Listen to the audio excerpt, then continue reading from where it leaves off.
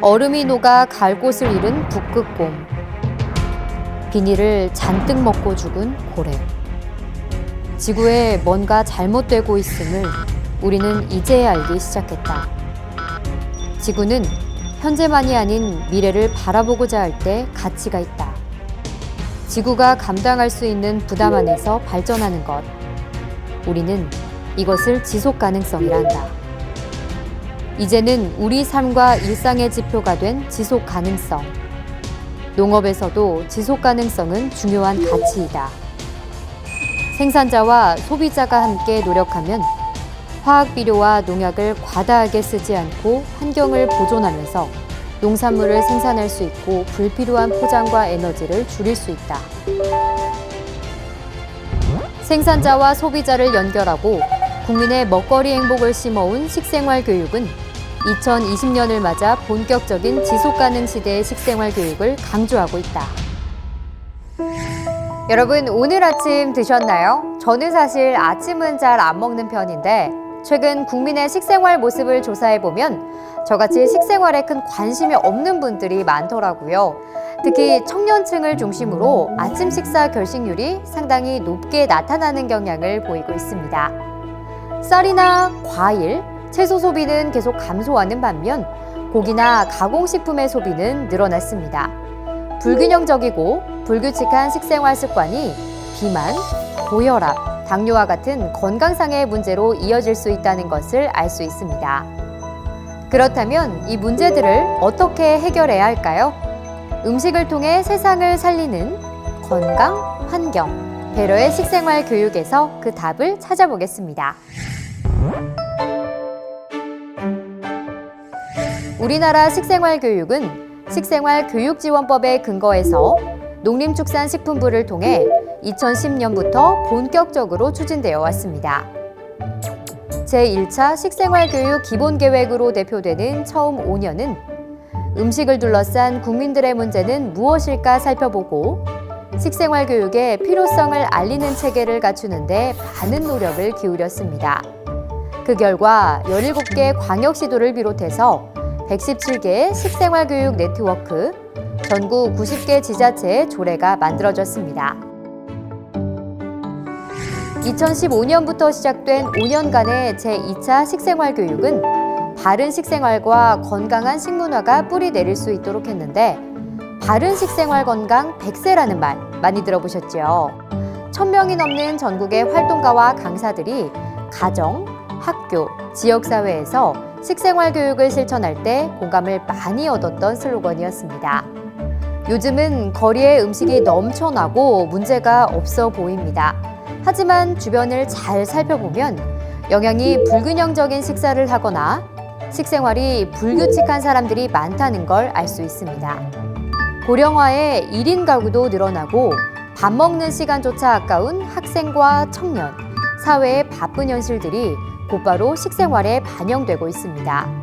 국민 건강과 삶의 질을 높이기 위해서는 단순히 개인의 노력만 필요한 것이 아니라 사회적 관계성에도 관심을 가져야 한다는 것을 말해줍니다. 그래서 2020년부터 시작된 제3차 식생활교육 기본계획에서는 음식을 통해 사회를 보는 눈을 좀 더 크게 뜨고 지속 가능한 식생활을 목표로 삼고 있습니다. 지속 가능한 식생활이란 무엇일까요? 지속 가능 식생활이란 생산부터 폐기까지 식품의 순환 과정 속에서 국민의 건강뿐 아니라 사회, 환경의 지속 가능성에 기여하는 식생활을 의미합니다. 개인의 건강은 물론이고 농업, 환경, 복지 등 다양한 사회적 가치를 담고 있는 개념입니다.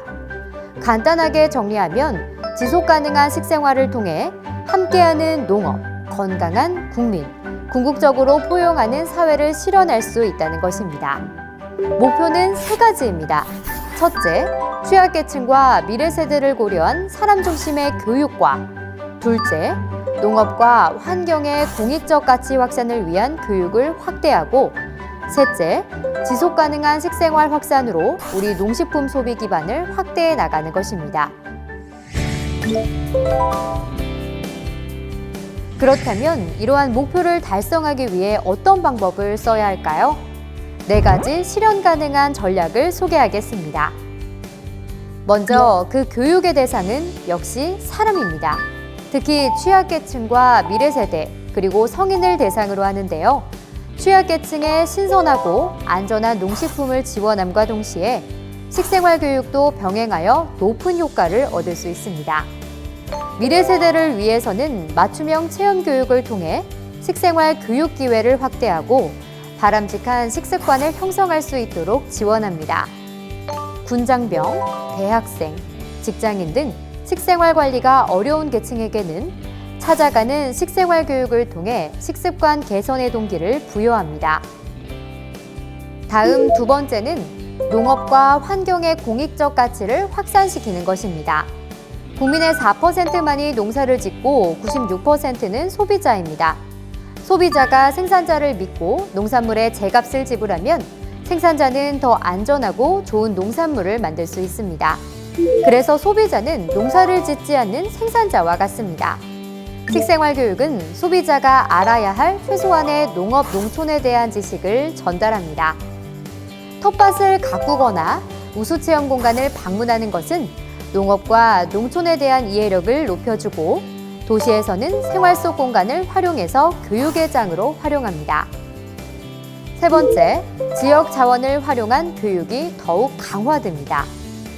지역 농산물을 활용한 교육으로 농가와 소비자가 상생하는 농식품 소비 기반을 만들고 지역 단위 먹거리 종합 전략인 푸드플랜과 연계하여 지역 전문가들과 함께 지역 내 식생활 교육 수요를 발굴하고 교육 프로그램을 운영합니다.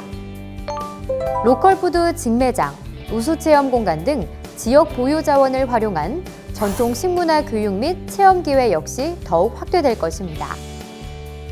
마지막 4번째 전략은 지속 가능한 실천 기반을 강화하는 것입니다. 지속 가능한 식생활 실천 확산을 위해 다양한 정보를 통합적으로 제공하는 식생활 교육 정보 플랫폼을 운영하고 세계적인 식생활 교육에 필요한 교육 콘텐츠를 개발하는 등 장기적으로 식생활 교육을 지속적으로 실천할 수 있는 기반을 마련합니다. 지속 가능한 식생활 교육이 성공적인 효과를 거두기 위해서는 보다 효율적이고 실질적인 정책 추진 체계를 갖춰야 합니다.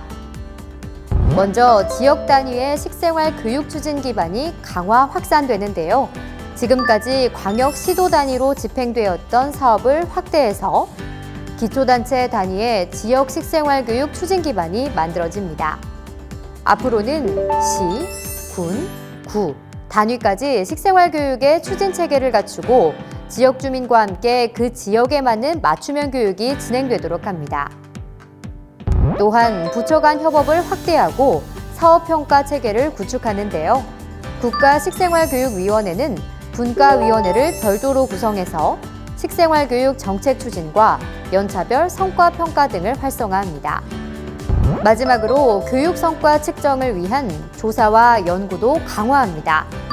앞으로는 과학적인 교육 성과 측정을 위해 인구, 사회적 변화와 식생활, 소비 패턴 등을 종합적으로 고려한 조사, 연구를 실시해서 정책에 반영할 것입니다.